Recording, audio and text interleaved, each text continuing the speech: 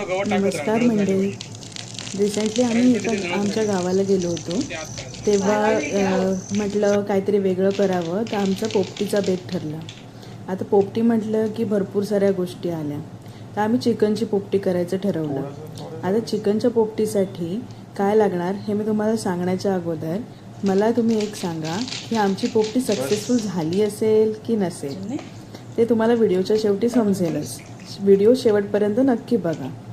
आधी पहिलं मी एक चिकन घेतलं, त्याच्यामध्ये तंदूर फ्लेवर आम्हाला द्यायचा होता, त्यामुळे लाल मसाल्यातलं चिकन करायचं होतं. सो ते लाल मसाल्यातल्या चिकनसाठी आपले घरातले मसाले यूज केले, लाल तिखट वगैरे असं सगळं, आलं लसूण पेस्ट. आणि नंतर म्हटलं हिरवं चिकन पण करू, तर हिरव्या चिकनसाठी आपली कोथिंबीर, मिरची, आलं लसूण ह्या सगळ्याचं पेस्ट करून घेतली. तर एक त्या चिकनमध्ये दही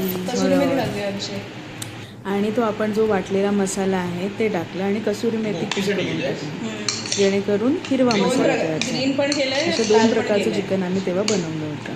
आता त्यानंतर आपल्याला वेगवेगळ्या प्रकारच्या भाज्या पण लागतात, म्हणून आमच्याकडे बटाटे, रताळी, शेंगा, अशा प्रकारचं मका, हे सगळं आमच्याकडे होतं. सो त्याला रेडीमेड एक तंदूर मसाला मिळतो, तो आम्ही लावला. आणि आलं लसणाची पेस्ट, तिखट मसाला वगैरे जे पहिल्या चिकनला मॅरिनेशनला लावलं होतं ना, सेम सगळं तसं लावलं. आता ते सगळं असं मिक्स व्यवस्थित त्याला मसाला लावून घेतला आणि पूर्ण आजूबाजू सगळं मिक्स करून ठेवलं. हे सगळं करताना आम्ही खूप मजा केली, खूप बोललो, खूप गप्पा मारल्या, त्यामुळे एक छान असा फॅमिली टाईम स्पेंड झाला. आता हे सगळं जे मी तुम्हाला दाखवते आहे, ह्यामध्ये आम्ही एक इन्ग्रेडियंट टाकलं, तो म्हणजे चिकन 65चा मसाला, जेणेकरून त्याला एक चांगलं छान कोटिंग लागून राहावं म्हणून. ठीक आहे. त्यानंतर थोडी हिरवी मिरचीची पेस्ट वगैरे सगळं पण टाकलं, मीठ वगैरे टाकलं आणि मिक्स करून घेतलं.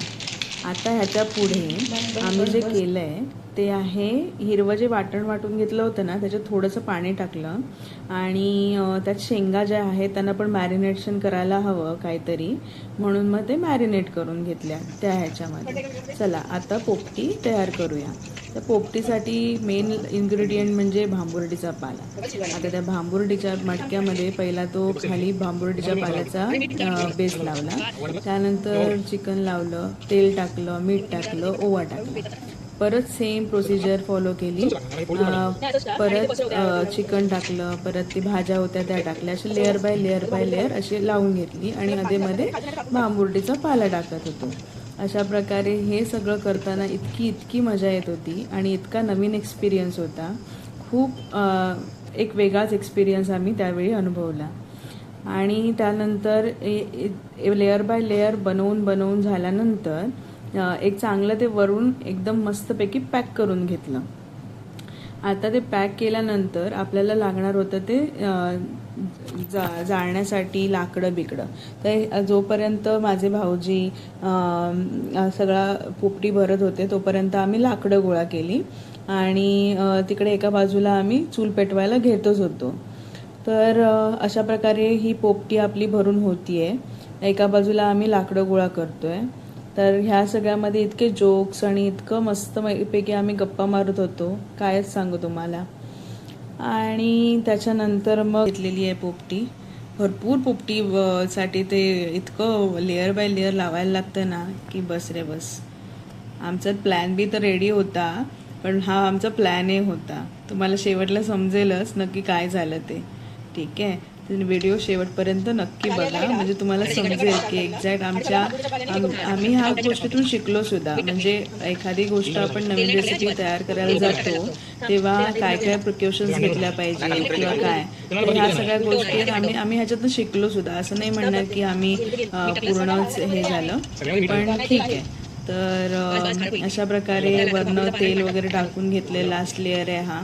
आणि आता वरून परत पूर्णपणे भांबुर्डीच्या पाल्याने आपल्याला पूर्ण पॅक बंद करून घ्यायचं आहे. कारण का हे मडकं ठेवताना आपल्याला उलटं ठेवायचं असतं. आपण सरळ ठेवू शकत नाही, आपल्याला उलटं ठेवायला लागतं आणि मग बाजूने आपल्याला आग लावायला लागते. त्यामुळे ते मस्तपैकी असं पूर्णपणे एकदम घट्ट तो पाला भरून घेतला आहे आणि केळीच्या पानाने आपण त्याचं तोंड बांधून घेतलं आहे. पूर्णपणे केळीच्या पानाने तोंड बांधून घ्यायचं आहे आपल्याला त्याचं. ठीक आहे.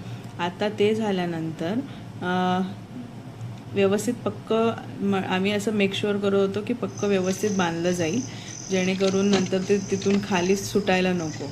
ठीक आहे. तर हे झालं. त्याच्यानंतर मग आम्ही ते मडकं उलटं ठेवून त्याच्या बाजूला गोऱ्या आणि ती लाकडं वगैरे गोळा केलेली ती लावली. परत ते गवत होतं सुकं ते लावलं आणि आग लावून दिली. आता झालं असं की आम्ही गप्पा मारण्यामध्ये इतके गुंतलो आणि आम्हाला अंदाज नसल्यामुळे आम्ही ही पोपटी अराउंड 45 मिनिट्स आगीतच ठेवली. आता ती आग इतकी वाढली कारण का सुकं गवत होतं आणि लाकडं पण चांगली सुकी होती, त्यामुळे ती इतकी वाढली की ती पोपटी जास्त वेळ भाजली गेली.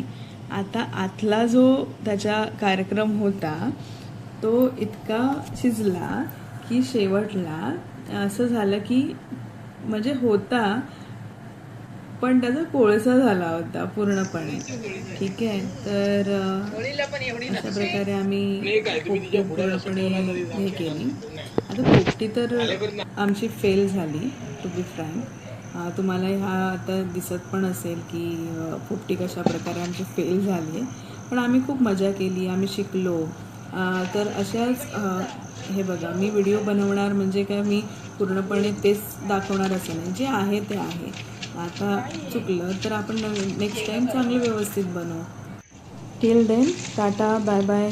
आणि व्हिडिओ आवडल्यास नक्की लाईक, शेअर आणि सबस्क्राईब करा.